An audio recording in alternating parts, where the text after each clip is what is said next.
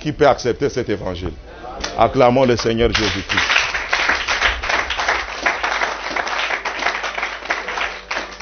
Maintenant, écoutez la partie de ce matin. Il est dit ceci. Nous lisons dans 2 Corinthiens chapitre 10. Le titre de ce matin, renversons nos raisonnements.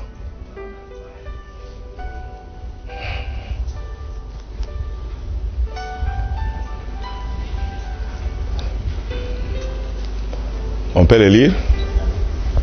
10.5.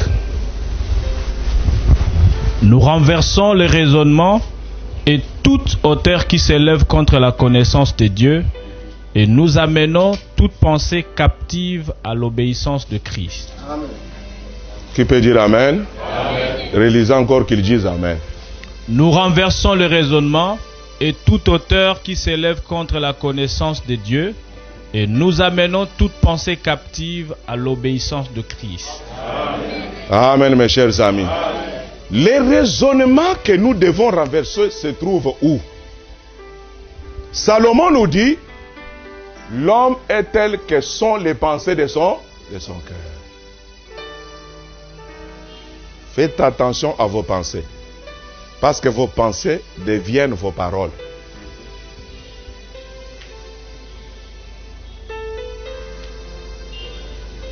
Faites attention aux paroles que vous parlez tout au long de la journée. Je voudrais encore vous dire, ça c'est le corps de Christ. Ça c'est le corps des souffrances. Amen. Amen.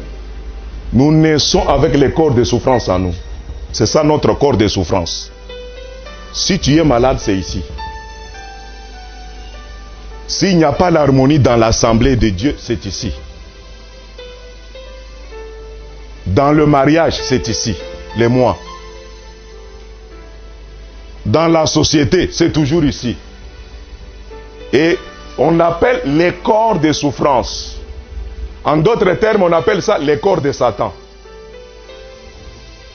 Amen. Et il y a le corps, une partie déjà du corps de Dieu en vous. Selon Daniel qui dit, la connaissance augmente. Mais pour que la connaissance augmente, il faut faire quoi? Il faut lire les livres. Et vous êtes en train de lire les livres ce matin. N'est-ce pas la vérité? Celui qui ne lira pas les livres, la connaissance n'augmentera jamais. N'est-ce pas la vérité? Parce que les livres viennent avec l'échange. Donc, vous devenez lui. C'est pourquoi lui est devenu nous. Hein? Jésus est devenu nous et nous devenons lui. C'est-à-dire, nous abandonnons notre moi. Nous prenons le moi de Jésus. Or, le moi de Jésus, c'est simplement faire la volonté du Père. C'est clair maintenant? Amen, mes amis. Amen. C'est ici le champ de raisonnement. Ce champ ici. Voilà pourquoi je vous ai dit depuis le confinement au début, nous devons défricher, enlever les raisonnements. Mais comment dois-je enlever les raisonnements qui sont déjà ancrés dans le corps de souffrance? Parlons un peu des corps de souffrance, 5 minutes. 5 minutes seulement, je vais voir l'heure. Ces choses-là, c'est compliqué. On a commencé en retard. Parlons un peu du corps de souffrance. Qu'est-ce qui se passe avec les corps de souffrance? Les corps de souffrance. Je vais terminer peut-être par ici.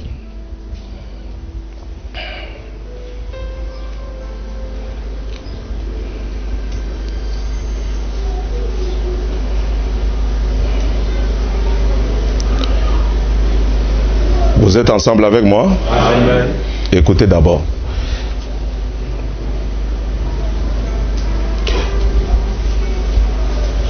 Toute situation qui a pu générer une émotion négative à laquelle nous n'avons pas porté attention ou n'avons pas accepté au moment où elle s'est présentée, laisse derrière elle un résidu. On dit que ces émotions sont négatives car elles sont toxiques pour le corps et interviennent dans l'équilibre et la santé de celui-ci.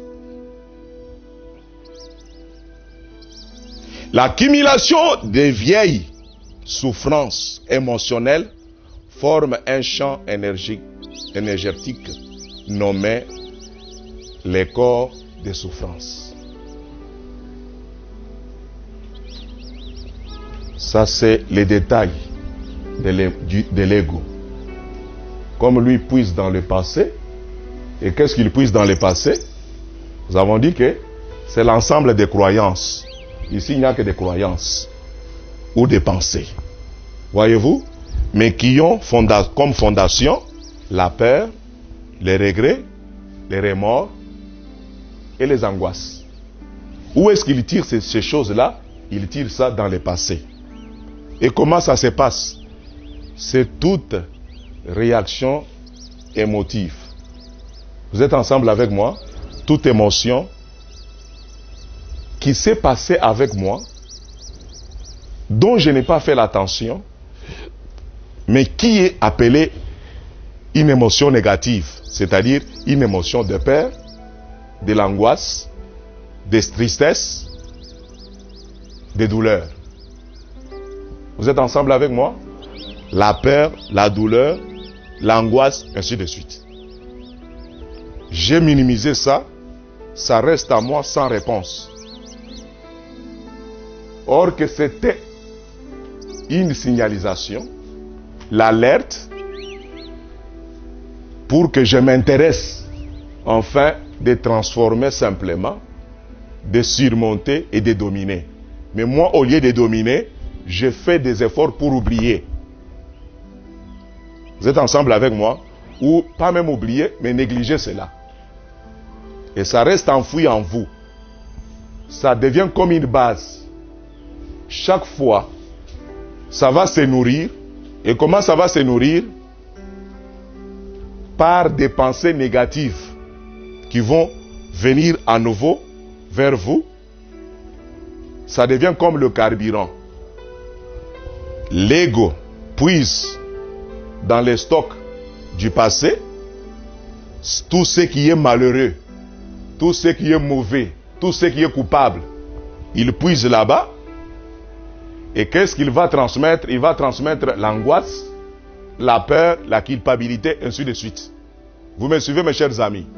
Mais qu'est-ce qui alimente? Qu'est-ce qui fait que cela ressurgisse? C'est des nouvelles pensées négatives. Ou bien les gens qui sont tout autour de vous. Ils vont poser des actes et par ces actes-là, cela alimente. Vous êtes ensemble avec moi? Et ça vous ramène dans le passé.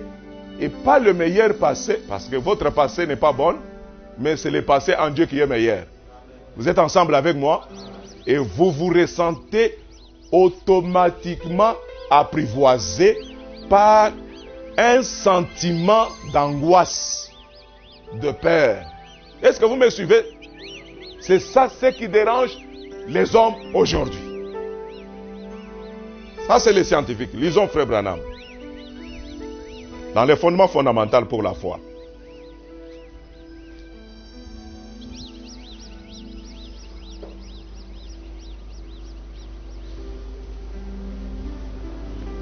Paragraphe 24. En effet, ils ont vu d'avant ces jours, ils l'ont salué, ils l'ont cru. Et ils attendaient l'avenir bien avant.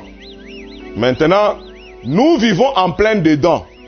Et nous en avons peur. Amen. Voyez-vous? Quel dommage. Or, si le corps de Satan étant actionné par l'incrédulité, les doutes et la peur, produit ce que les Écritures annoncent qu'il va. Il produit la maladie. Il produit les désastres. Il produit toutes ces choses-là. Amen. Je répète encore. Or, si le corps de Satan, en étant actionné par l'incrédulité. Oh, l'incrédulité vient par le raisonnement. Le voyez-vous, mes chers amis, je vous ai dit le mercredi, quand tu dis que tu crois, tu viens que je prie pour toi, à la minute où tu dis, je crois, pasteur, que si tu pries pour moi, je serai guéri. Amen. Amen. Moi, je vais imposer mes mains, je vais prier pour toi. Mais à la minute où il y a simplement un petit raisonnement qui entre là, est-ce que je serai guéri? Tu te poses même une question. Tu te poses simplement la question, est-ce que moi je serai guéri? Sachez qu'à l'instant même, tu n'as plus de foi. La foi n'existe plus en toi. Parce que la foi ne raisonne pas. La foi ne se questionne pas. La foi croit, point barre. Quand c'est la foi, tu crois sans raisonner et tu vas de l'avant. C'est ce qui fait que vous voyez quelqu'un peut recevoir une parole d'encouragement. Il peut recevoir une prophétie. Mais ce n'est pas le prophétiseur qui est la chose qui est importante. C'est la personne dont la prophétie concerne. S'il ne comprend pas le mécanisme ici, il va mourir avec la prophétie. Dites amen à la parole. Non, il aura la prophétie, mais il ne vivra jamais les réalités de Dieu dans sa vie. Qui peut dire encore amen? Et Satan va vous donner l'inverse. Vous allez considérer les prophétiseurs plus que la foi que Dieu a placée en vous. D'abord, les rôles de la prophétie et de la vision, même de la prédication, c'est simplement de stimuler votre foi, point barre. Acclamons le Seigneur Jésus-Christ.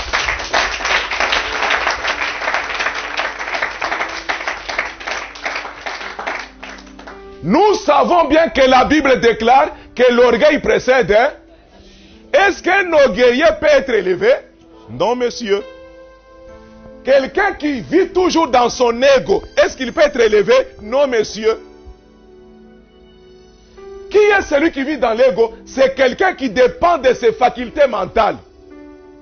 Quelqu'un qui n'écoute que ses 5 sens. Il dépend de ce qu'il voit. Il dépend de ce qu'il écoute.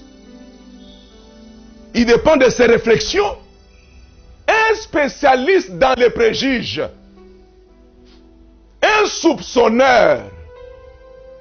Ne soyez jamais caractérisé par les soupçons. Parce que l'amour ne soupçonne pas. Ainsi dit l'Écriture. Qui peut recevoir cela de tout son cœur ce matin? Acclamons le Seigneur pour cela. Mais faisons attention. Vous remarquerez que nous sommes précisément en Afrique caractérisés par les préjuges, les soupçons, les jalousies, les calomnies et l'égoïsme.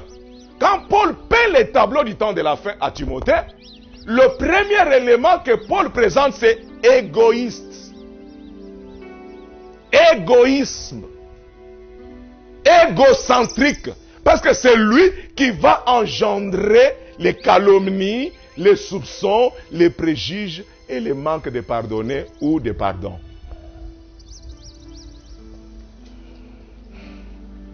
Dieu va nous recommander par Paul, renversons quoi? Tout raisonnement. Parce que ces raisonnements font quoi? Là, vous avez lu, les raisonnements font quoi? Ils s'élèvent contre la connaissance de la vérité, ou la connaissance de Dieu. C'est eux-mêmes l'obstacle. Chassons les raisonnements dehors. Renversons tous nos raisonnements. Nous aurons les faveurs de Dieu. Gloire à Jésus-Christ. Je vous donne un exemple du corps de souffrance encore. Vous avez compris? Quand Satan vient, il actionne ici. Il actionne par quoi? Par l'incrédulité, la peur et quoi? Les doutes. Et ça engendre quoi? Les désastres, la maladie, Ainsi de suite. Satan, quand il est venu, il n'a pas amené le cancer. Satan, quand il est venu attaquer Ève ou Adam, il n'a pas amené toutes ces choses. Il savait que si j'introduis ma sémence, dans la sémence, il y a la maladie. Dans la sémence, il y a les désastres. Réveillez frère Jeff. Dans la sémence, il y a la vie. Il y a la vie, mais mortelle. Dès que vous acceptez cela en vous, c'est fini. Que Dieu vous bénisse. Amen. Maintenant, la Bible parle de la régénération. On ne régénère pas ici. On régénère les égos. N'est-ce pas? Or, qu'est-ce qui doit régénérer cet endroit? C'est la sémence incorruptible. C'est juste le contraire. Et la sémence incorruptible, c'est l'évangile éternel. C'est le message de l'air. Quand vous le recevez, c'est Christ que vous recevez dans votre vie. Et quand il entre, la promesse de Dieu entre dans votre endroit ici, il fait disparaître les voiles. L'obscurité va disparaître. Et il allume la lumière en vous.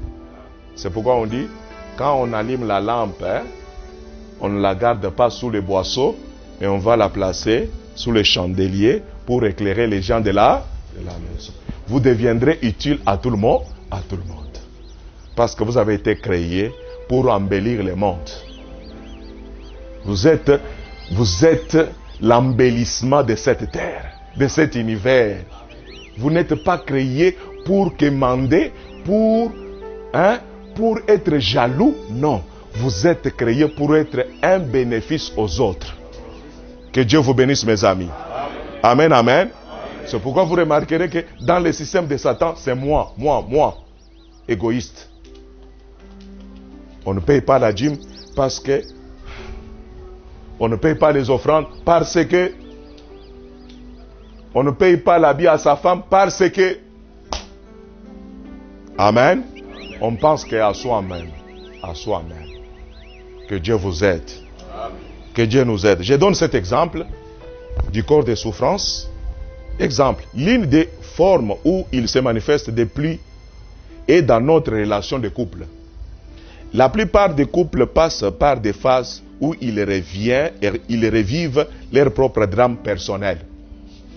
La relation devient conflictuelle avec une fréquence régulière. Le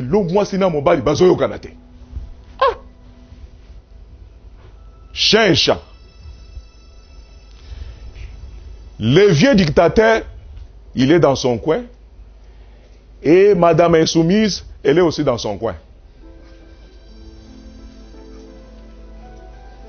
Ça sera appelé une maison dévastée. N'est-ce pas? N'est-ce pas? Oh là là. Il dit, la relation devient conflictuelle avec une fréquence régulière. Tous les jours, toutes les semaines, tous les mois. Un temps, Bayokani. Un temps, Ish. Quand cela arrive, les corps de souffrance cherchent à obtenir une réaction chez l'autre pour provoquer le conflit. Il est très intelligent, le corps de souffrance, ego. Il est terrible. Voilà pourquoi Branham a dit, le premier ennemi de frère Branham, c'est frère Branham lui. Ton premier ennemi c'est qui? Tu vois la manière que je vous prêche là. Mais quand mon ego prend place, c'est terrible. Je deviens insupportable. Je dois vous dire la vérité. Mais Dieu nous a appris tout ce matin à abandonner notre ego et à prendre les mois de Dieu. Vous êtes prêts? Renoncez à vous-même chaque jour. Ce n'est pas seulement aujourd'hui. Chaque matin avant de se lever, tu renonces à toi-même pour créer l'atmosphère afin de retrouver les faveurs du ciel. C'est ça le secret que Branham a découvert. Et il a travaillé là-dessus. Il a laissé un témoignage. Toi aussi, tu dois travailler là-dessus et tu dois laisser aussi ton témoignage. Car c'est dans cela qu'il s'alimente. C'est dans les conflits que le corps de souffrance fait quoi? Maintenant, le corps de Dieu s'alimente en quoi? Disons, frère Branham. Toujours le même paragraphe. Alors, si les gens produisent cela par leur incrédulité, les gens qui croient ne deviennent-ils pas, avec la puissance de Dieu, maîtriser ces choses? Oh là là, moi je croyais que vous allez acclamer le Seigneur. Frère Madame dit quoi? Les gens qui croient ne devraient-ils pas maîtriser ces choses?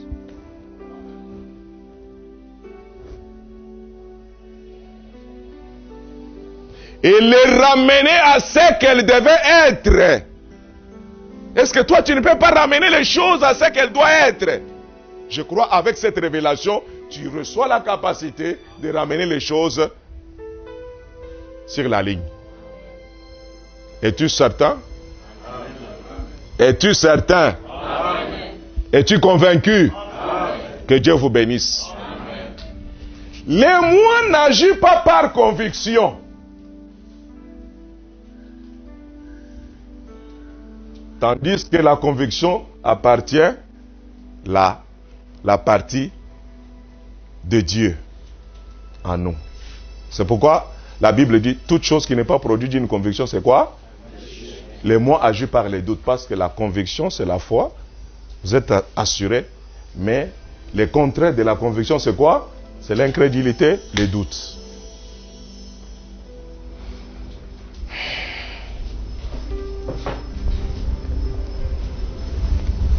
Que Dieu vous bénisse. Amen. Je clôture par le même passage.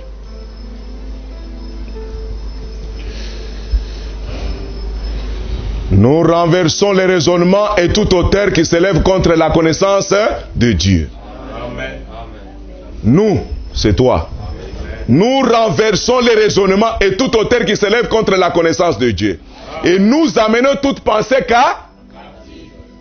à l'obéissance de qui? Quand Christ entre ici, c'est fini. Que Dieu vous bénisse. Amen. Malgré les célébrités de Job, malgré les capacités qu'il pouvait avoir, mais vous savez ce qui avait dérangé Job? C'est la peur. L'ego de Job. C'est pourquoi il allait tout le temps à la montagne dresser les autels. Il avait peur. Amen. Mais ce qu'il craint, c'est ce qui lui est arrivé. Il avait peur que ses enfants ne perdent la vie. Mais ce n'est pas ce qui lui est arrivé. Vous pouvez venir ici, vous célébrez les louanges, mais ici, il n'y a pas le changement. Tout ce qui va se faire, parce que Dieu ne regarde pas ce que tu déclares dans la bouche. Dieu regarde le fond de votre âme. Voyez-vous, mes chers amis, commençons à changer ici, alors nous vivrons les merveilles de Dieu. Que le Seigneur vous bénisse richement. Que le Seigneur vous bénisse richement.